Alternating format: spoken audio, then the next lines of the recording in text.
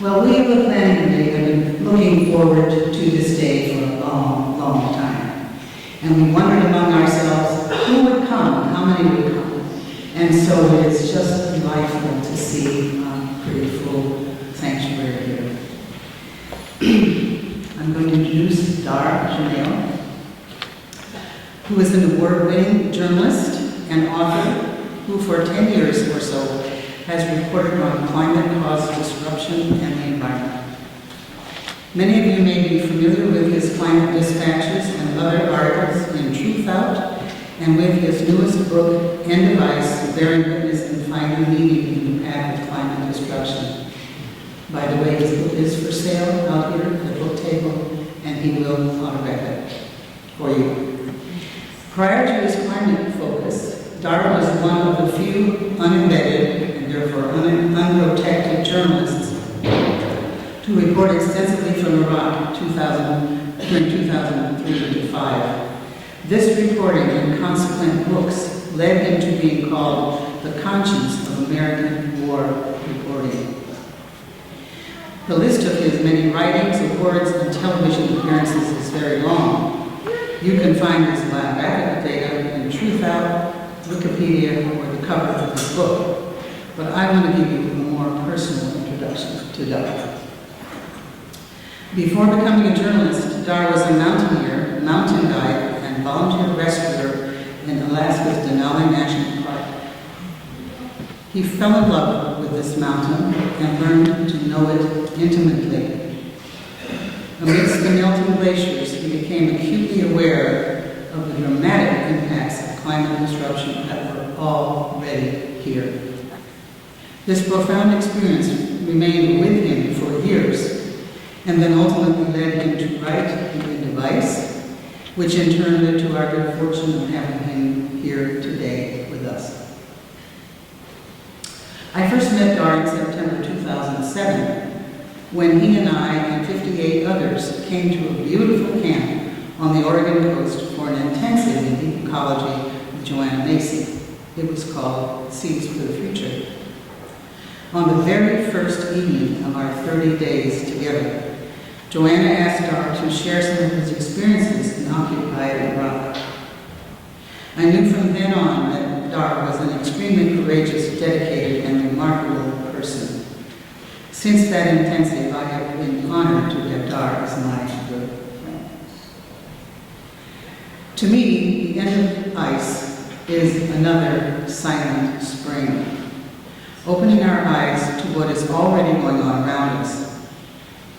In the manner of Rachel Carson, Dahr is a prophetic messenger who has the courage to tell us the truth he observed all around the world. It truly amazes me that he has been able to sustain the gaze after 10 years of looking directly at what is actually happening, and that he risks to share with us what may well happen in the future. To me, Dahr's message is so profound because he includes not only science, but personal stories of the people involved, which bring straight into our hearts both hard news and our profound love for our earth and each other. Remarkably, Dahr shares bad news in ways that can ignite clarion calls for each of us to do all we possibly can to preserve precious life on earth. He invites us into his own ongoing journey of finding his way to peace of heart among global collapse. For each one of us, finding our way will be an important and sacred journey, for these are sacred times. Wisdom and guidance from Dahr are gifts to us as we go forward. Dahr will talk, then I will lead a short process time, and then after that we will have Q&A. It is my honor to welcome to this conference and to this podium my dear friend, Dahr Jamail.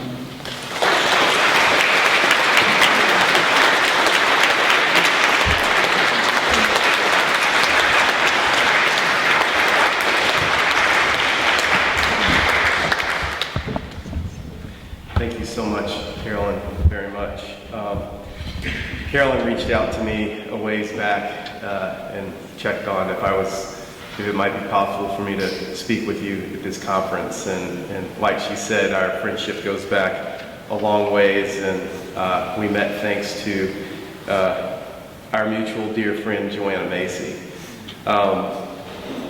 It's really meaningful to me to hear the list of sponsors and so many of you who are here now. It really, what came up in me was that these same groups that were sponsors of some of my talks back during the Iraq War, what came to me is these are groups that are really kernels of the conscience, the moral conscience of this country. Like, you are the people that have been, whatever the issue of the day is, you've always been there doing the right thing.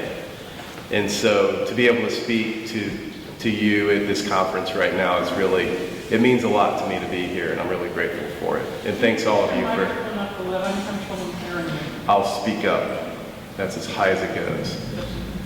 So thanks everybody for coming out this morning, on a Saturday morning, to hear about these bright, cheery topics that we're going to talk with you about.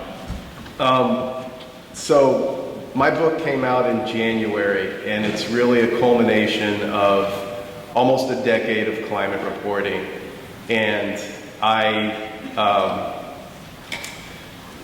used the same tactic for this book as I did my first book on Iraq, which was to go to the front lines and get the news straight from the source and write it up in the best way that I could. And so my plan for the book was to go around to parts of the earth where the climate crisis is happening the fastest and is expressing itself the most clearly. So I went to the Amazon rainforest, I went to back up on Denali, I went to South Florida for sea level rise, I went to Sequoia National Park as part of the chapter I wrote on what's happening to trees on the planet, and to Australia's Great Barrier Reef to write about what's happening to coral. And I went to each of these places with leading scientists who, obviously I looked for people who had really, really good, strong credentials, but even more than that, people who had been studying what they were studying for decades.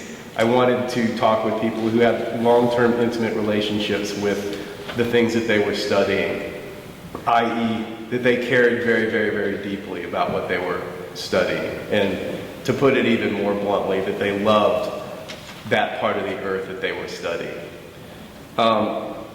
So normally in my talks, I've gone around and I've given a lot of really, really hard information. I've sometimes been accused of being a doomer, or Mr. Gloom and Doom, just really only focusing on the worst case scenarios and things like this. And I'm not going to do that today. But I'm going to do it a little bit as far as at least give you a taste from the book about sea level rise, because here in Olympia, this is obviously a very big, pertinent issue. I want to spend at least a good chunk of my time really talking about how to be during this time. And I do want to address, though, there is kind of a concern of, what if we only focus on the worst case scenarios, and is that bad for morale, and is that going to scare people, and this sort of thing. And so I like to use an analogy that I would borrow from my time when I used to work as a mountain guide up on Denali. And the analogy is this, pretend that we're up on Denali at high camp, 17,000 feet, and every evening as a guide, you get the nightly weather report from the Park Service, from National Oceanic and Atmospheric Administration to be precise. And I get the radio call, and I am told that we have the biggest storm ever in recorded history forming. It's raging towards the mountains so fast, there's not time to descend to a lower, safer camp. It's too late for that. We've never seen a storm like this. You have some supplies there where you are, so just prepare the best you can. And so I get off that radio call, and then I would have a choice that you as my clients, do I not tell you what I just learned?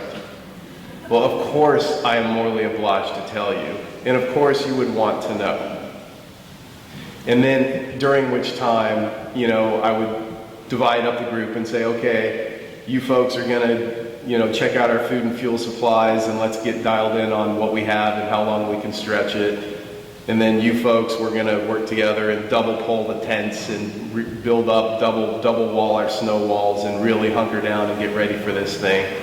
And in some, we would get ready the best we could, and then when all those preparations are done, we would sit together and we would be together and we were gonna do our best to get through it. That would be the plan of action. And so that's really the analogy that I like to use when it comes to me giving really hard information, most of which is in my book, from each of these places about how far along we already are, because there is a thinking that, the UN report from about a year and a half ago that said we had 12 years left to still avoid the worst impacts, et cetera, et cetera, et cetera.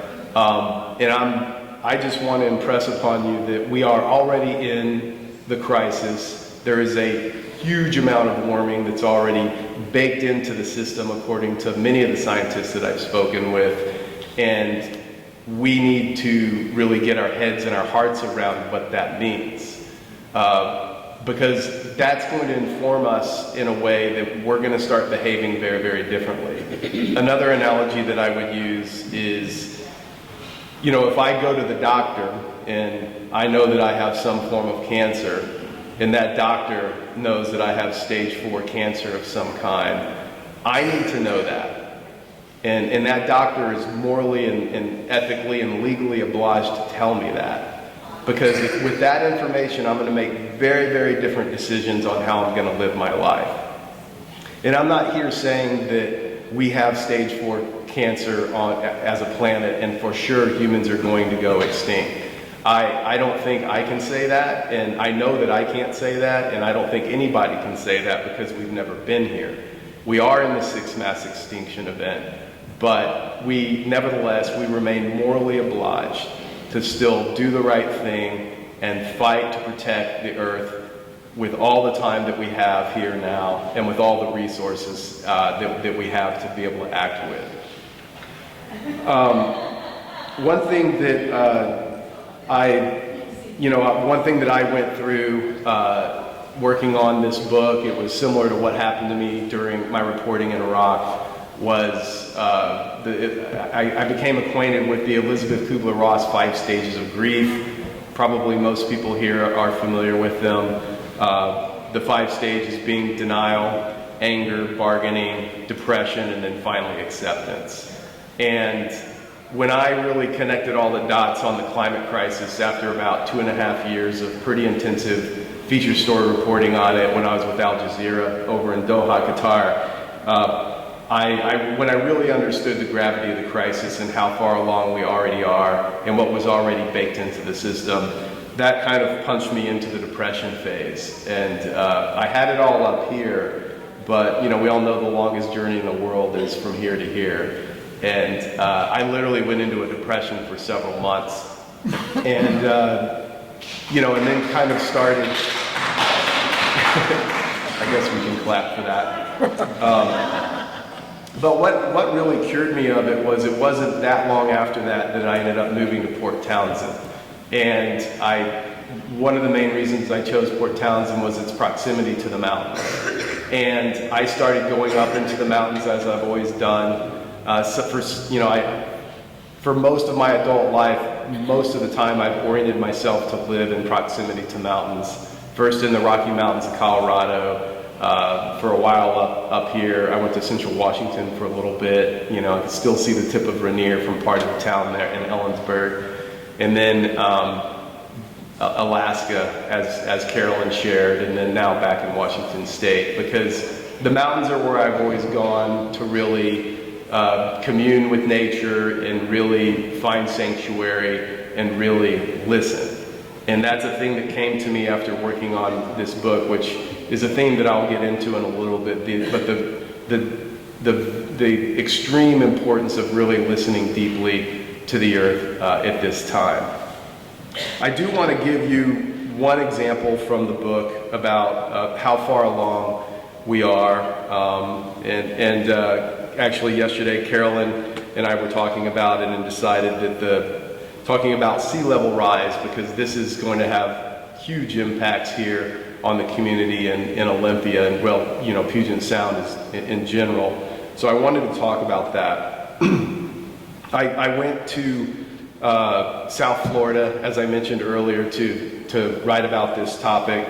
And there's two of the leading sea level rise experts on Earth. They're both out of University of Miami. The first man that I met with is Dr. Ben Kirtman, who's an IPCC Intergovernmental Panel on Climate Change author and is a sea level rise expert. So I met with him at his office at one of the branches of the university there, right on the water. And as an IPCC author, he was quite middle of the road. He talked about how the worst case IPCC sea level rise projection, and I talked to him, this is a couple of years now, was 1 meter by 2100, so a little bit over 3 feet. Since then, just within the last year, we've had very mainstream scientific organizations already double that worst case projection, and many other people, one of whom I'll get to in a minute, talk about levels far higher than that. So, but Ben Kirtman, it was interesting talking with him in that he quoted the IPCC worst case projection, although literally the same week that I spoke with him, NOAA had just upgraded their worst case sea level rise projection by 2100 up to 8.5 feet. So again, as usual, these moving targets of the worst case projections that are continually being revised upwards. But after I met with Dr. Kirtman, I had a very interesting conversation with someone. It was, I want to read you a little bit from the book about this. Her name's Diana Udell. She's the Director of Communications at the Rosenstiel School, where Ben Kirtman was based at University of Miami. And so after I interviewed Kirtman, and, you know, we had our kind of more mainstream, you know, he was kind of carefully walking down the middle of the road of all the projections and kind of being staid about it, as so many scientists do for various reasons. And but I kind of got a view of the underside of what happens in a place that's so in jeopardy from sea level rise. And so we walked out back of the building after we had done the interview with Dr. Kirtman, and Diana pointed to a nearby drain pipe and told me that gets covered up during the already high tides that are becoming increasingly higher. And when those high tides come and back up that pipe, it floods their system and causes their sewage to also back up. We went in to talk about her assessment of what she's seeing across the greater Miami area. Udell believes that the real estate market in the region is assuredly going to crash. I sold my parents' house 2 years ago and they got top dollar, she says. Now in the same neighborhood of Palmetto Bay, it is hard selling homes because they are in a floodplain zone. My mom's insurance went up 30% in 1 year. It's going to force a lot of elderly out of their homes and they won't be able to self-insure. You're kind of foolish if you're not thinking about these things if you live here, she said. That could be said to anyone living on a coast anywhere on the planet today. Meanwhile, construction companies don't seem to be daunted in the least. Udell jokes that the construction crane should be the new state bird of Florida due to its prevalence. Quote, it's problematic if you're in the banking and mortgage industries and you're not being realistic about the possibilities of what could happen, she says. But she goes on to add that if you live below 6 feet of sea level, it's now difficult already to get a 30-year mortgage. Despite the ongoing denial in the political realm, seeing is believing. So most folks in the area are at least marginally aware of the crisis. But they refer to, quote, sunny day flooding, end quote, which, as Udell says, is the PC way to put it, which is how many officials put it so as not to offend the governor. Sunny day flooding is when high tides bring the seas into the streets in the greater Miami area or elsewhere. This happened because then Governor Rick Scott, who's now a senator for Florida, had, as many people in here probably remember, he forbid the use of the words climate change or global warming by any Florida state employee. So hence the term sunny day flooding.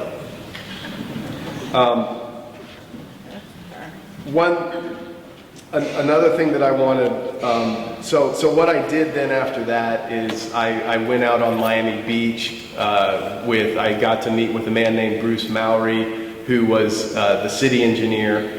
And at the time, Mayor Levine had put aside a whole bunch of money because he ran on a platform that we are going to save Miami Beach from sea level rise. We're going to save Miami Beach from climate change.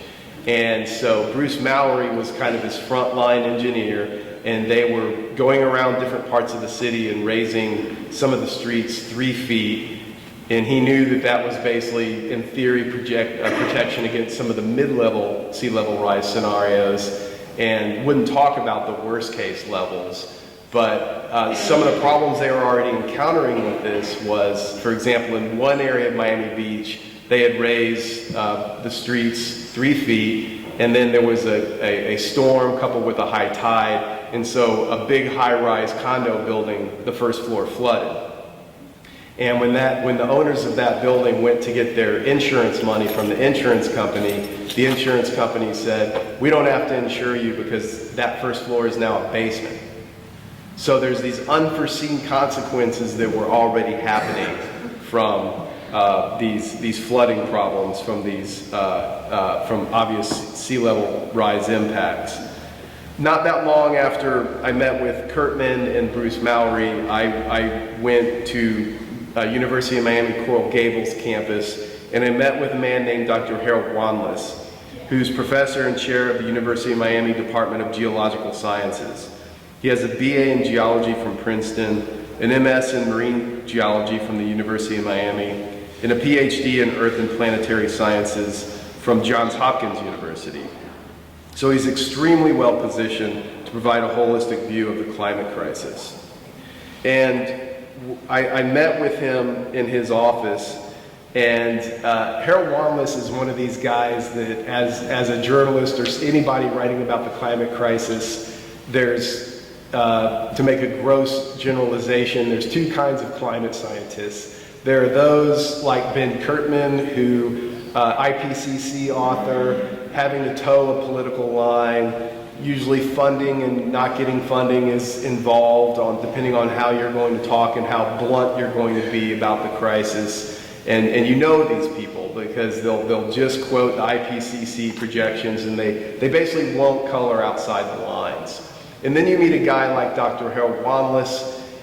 He's an older fellow, he's heavily tenured, and he just doesn't give a damn. He said, "Look, I'm gonna tell you what I see." And that's exactly what my experience was with him.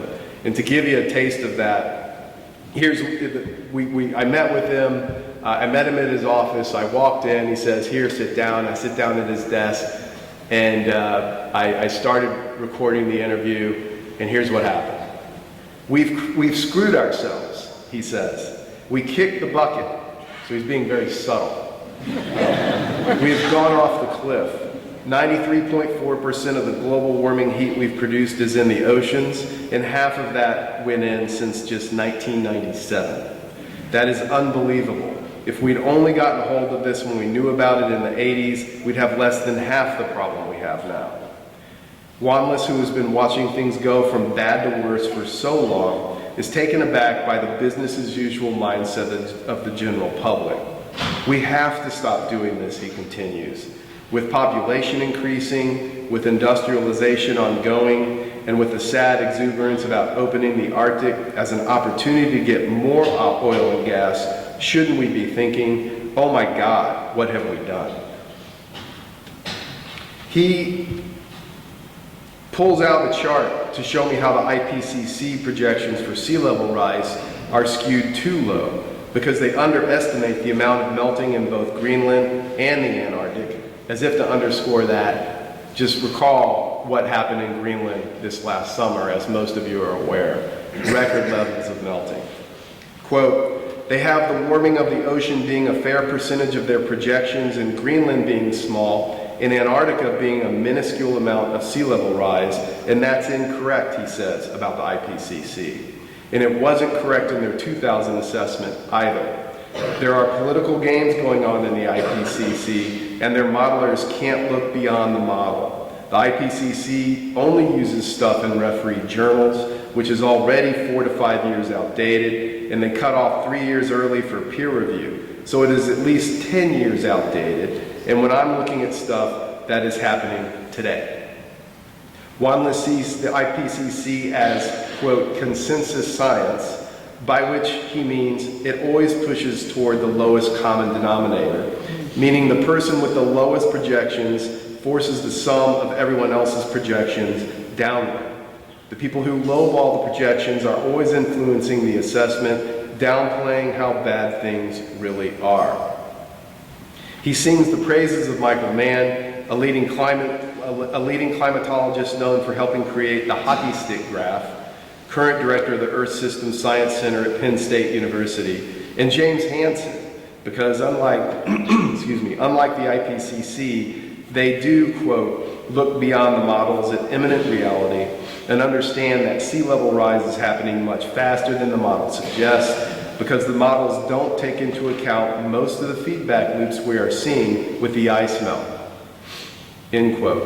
Feedback loops are the climate equivalent of a vicious cycle, something that accelerates a trend in this case. Or as one scientist I had interviewed in an earlier chapter in the book put it, the more something happens, the more it happens.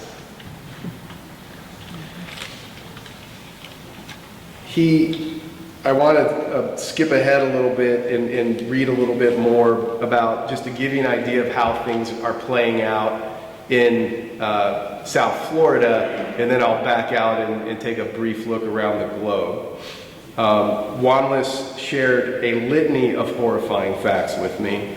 Most U.S. government projections, by which I'm referencing USGS, DOD, EPA, DOE, and the U.S. Army Corps of Engineers, estimate between 4.1 and 6.6 feet of sea level rise by 2100, which all bring higher seasonal tides and exponentially more devastating storm surges. With just 2 feet of sea level rise, which Wanless says we'll see easily before 2050, Miami-Dade County alone will lose 38% of its land, and much of the area of the Turkey Point nuclear plant on the coast will be submerged. For those who aren't aware of that area, as I wasn't until I went there, just to the southeast of Miami on a small barrier island is Turkey Point nuclear power plant at 6 feet elevation. I'll come back to that, since the next speaker is going to talk about that issue. 6 feet of sea level rise means only 44% of the land of South Florida will remain above water, and 73% of that remaining land will be less than 2 feet above sea level.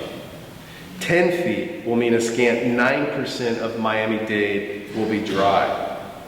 He shows me a slide of what that looks like, and all of South Florida looks like the Florida Keys, which of course will be long gone by then. The cities of Sarasota, Naples, and Cortez are all, quote, severely threatened, according to Wanless. Quote, and for every foot of sea level rise, the shore will shift further landward 500 to 2,000 feet, he says, citing another study. As I said, just south of Miami sits the Turkey Point nuclear plant that Wanless mentioned. The owners refuse to look at rising sea levels, as does the Nuclear Regulatory Commission, according to Wanless. Sorry, I should have air quoted Regulatory Commission. Wanless says, after Fukushima, you would think they might look at something like that, he says. Instead, in 2017, the Nuclear so-called Regulatory Commission ruled that Florida Power and Light could move ahead with plans to build 2 brand new nuclear reactors there, as well as store radioactive material and waste in an area below aquifers already contaminated by salt water. The aquifers are Miami's single largest source of drinking water and supply water to 2.7 million people. He sits there looking at me, watching all of it sink in. I feel sick to my stomach and fatigued by the information. I think we'll be well over 10 feet by 2100, he says steadily. Only 9% of the land of Miami-Dade County will be left, just a few green bits on a map. We go on and talk some more, Wanless and I. He talks about some of the impacts around the world. He talks about how, for example, Mumbai in India, which is essentially also on a barrier island, is without a doubt on the way out sooner rather than later at very, very low elevation. And he points out how one thing that I hadn't thought about either, that's 30 million people, okay? Where are they going to go? And then when they get to wherever they're going to go as climate refugees, what happens in those areas? Is there enough water? Is there enough food? What about housing? What about work, right? And because when we start factoring in the sea level that's already baked into the system, these are the kinds of things we need to start considering. So I want to just read one last bit from the book about what happened when I was getting ready to part ways with Dr. Wanless. I know that he and Kurtman are friends and have worked together. Wanless has nothing but positive things to say about Kurtman and his work, but as our time together comes to an end, he offers his one critique. He says we have to fix this, Wanless says. I tell him we can't undo this. How are you going to cool down the ocean? We're already there, end quote. As if to underscore everything he has shared with me, Wanless leaves me with one more piece of data.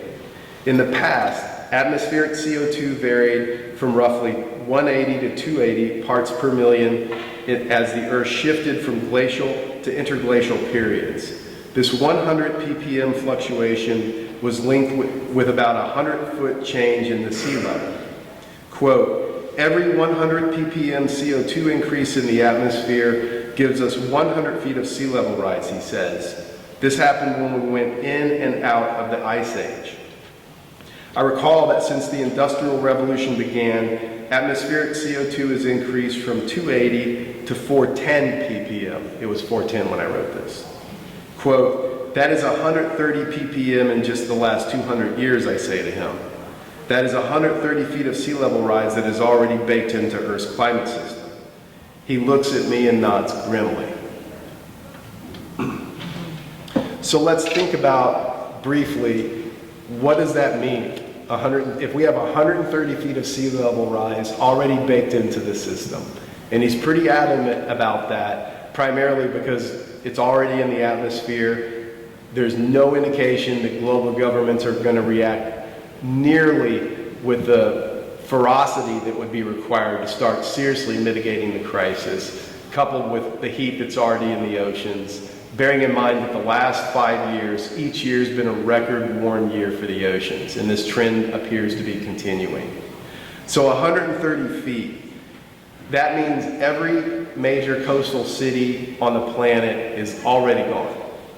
The question is, what does that look like? How are they going to react to it? Like I said, when we're talking about that many refugees, one UN report within the last year shows 2 billion refugees globally from sea level rise alone by 2100.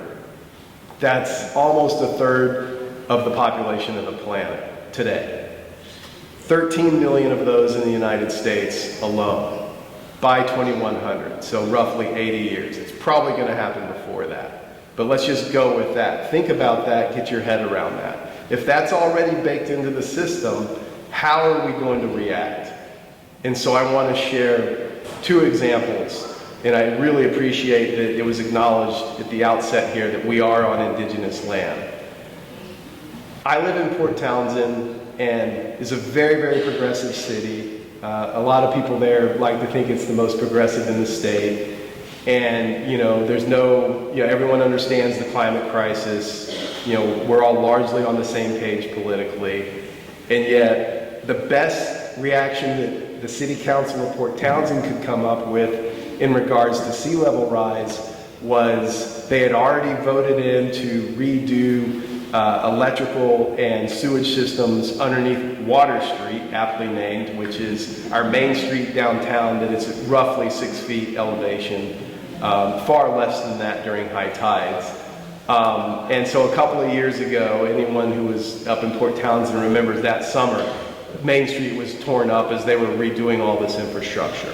Millions of dollars spent doing this, right? Conversely, out on our west coast here, at the Quinault Indian Nation, I interviewed President Fawn Sharp, the president of the nation, and she was encouraged to run for president in 2006 by her elders because she understood not just the massive tsunami threat to the two villages of the tribe right on the coast, but also the sea level rise crisis that was already upon us. And so she immediately started taking action to speed up plans to move their main village up to 100 feet above sea level. And so when I went out there to interview her, I got a tour of that area. They'd already taken down the trees and made preparations to start moving all of their village infrastructure up there. The hospital was already up there. They already put in a road, and they were already starting to work on moving more of the infrastructure up there. So which of those two examples makes sense, right? One of them is extremely logical, pragmatic, and practical, and the other one is still making decisions based on money, because Port Townsend and the tourism industry, especially in the summer, is still dictating policy, even in an extremely progressive, politically progressive city, my hometown. So I like to point that out, because solutions as we go forward, and I don't want to get too far ahead of myself yet, but solutions going forward, I think, have to be considered on a very, very local level. And now that's what I want to really talk about with the remainder of my time. Doing the book was an honor and a privilege for me, because since I got to go see all of these places with leading scientists and feel in my body how fast everything was already happening and the imperative of this time that's upon us, I feel like I got kind of fast-tracked into a level of acceptance that I definitely didn't have before the book and getting to go to all these different places. And one of the biggest gifts of the book, I got to the concluding chapter of the book, and I basically had no idea how to end it, because I had all this really challenging scientific information, very, very dire. And it just so happened, though, because I believe now, working on a book essentially acting on behalf of the planet, I got to meet a lot of really amazing people because of this book. And one of them was a man named Stan Rushworth. He's a teacher of Cherokee descent, and he teaches Native American literature and critical thinking at Cabrillo Community College nearby Santa Cruz, California. And he shared with me a story that was told to him by his elder, a man named Dr. Daryl Babe Wilson, an East Aut Native American elder and teacher. And Wilson tells of Mis Misa, a small but powerful spirit that inhabits Akuyet, a mountain that the white man named Mount Shasta, located at the southern end of the Cascade Range in north central California. Mis Misa is a spirit force that balances the earth with the universe and the universe with the earth. Wilson says that Akuyet is, quote, the most necessary of all the mountains upon earth, for Mis Misa keeps the earth a proper distance from the sun and keeps everything in its proper place when wonder and power stir the universe with a giant yet invisible canoe paddle. Mis Misa keeps the earth from wandering away from the rest of the universe. It maintains the proper seasons and the proper atmosphere for life to flourish as Earth changes seasons on its journey around the sun. The mountain, the story tells us, must be worshipped because Mis Misa dwells deep within it. to climb the mountain with a pure heart and with real resolve, and to communicate with, quote, all of the light and all of the darkness of the universe, is to place your spirit in a direct line from the songs of Mies Misa to the heart of the universe. While in this posture, the spirit of man/woman is in perfect balance and harmony, end quote. For as long as Mies Misa's instructions are followed with sincerity, society will be sustained. Its inhabitants will survive for the long term. Quote, the most important of all the lessons, it is said, is to be so quiet in your being that you constantly hear the soft singing of Mies Misa, end quote. However, the story also warns that by not listening to Mies Misa, the song will fade. Mies Misa will depart, quote, and the earth and all of the societies upon earth will be out of balance and life therein vulnerable to extinction, end quote. When I heard that story, all of a sudden it became clear to me why I've always gone to the mountains throughout my whole life, even though I was born in Houston, Texas. It made no sense. You know, there's not a lot of mountains in Texas. Why have I always been drawn up into the mountains? And when Stan shared that story with me, I knew it's because that's where I go to listen. And every time I've gone out there on a mountain trip of any duration, from a day to 6 weeks, I've always come back a little bit different. And it's always been because I've really listened, and I've more often than not heard what I really needed to hear, whether it was regarding something in my personal life that I needed help with, or what was I going to do for work, or what was my next work project going to be, or anything. I always got what I needed every time I went out there and really, really listened. And so I feel like in relation to that story and looking at the planetary crisis that's on us, both from the climate crisis as well as the ongoing nuclear crisis that's never gone away, that we're in a position now where I feel like each one of us, it's imperative that we listen. And each one of us, I believe, was brought onto this planet at this particular time because we each have a job to do and a role to play. But the only way that we can really figure out what that is, and certainly this has been my direct experience, is to really get quiet, just like the story tells us, and to really, really listen. Because every time I've done that, then I've heard what I've needed to hear. I was on Denali when it came to me, you just need to go to Iraq and start reporting. And that was literally 16 years ago, almost to the day. And as a result of that, I've written 4 books, and it changed my entire life. And it's because I believe by following what came to me when I was really listening deeply, that's what I was supposed to do at that particular time to serve the planet. And I think for me, that's the mindset that most mornings I remember to get up and ask for that, to be shown, what can I do today to best serve the planet? And I think each one of us now has a certain set of instructions that's just for us. And that means we can't sit around and wait for somebody else to tell us what to do.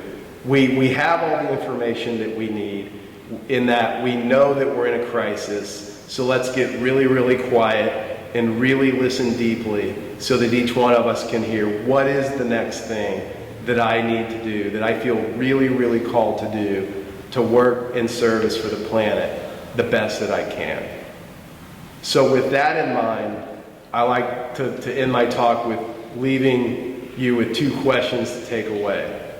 And the context for that, obviously my favorite place to listen is in the mountains, but everybody else, I mean, you probably have your own favorite place. Maybe it's going and sitting by the shore of the Salish Sea. Maybe it's going to a lake or a river, or going into the woods, or maybe it's a small park, or maybe it's a particular tree nearby where you live. Wherever it is that you go to listen. And so the first question is, where is it that you go to listen to Mies Misa? And then the second, and more importantly, when was the last time that you went there to listen? Thanks everyone very much.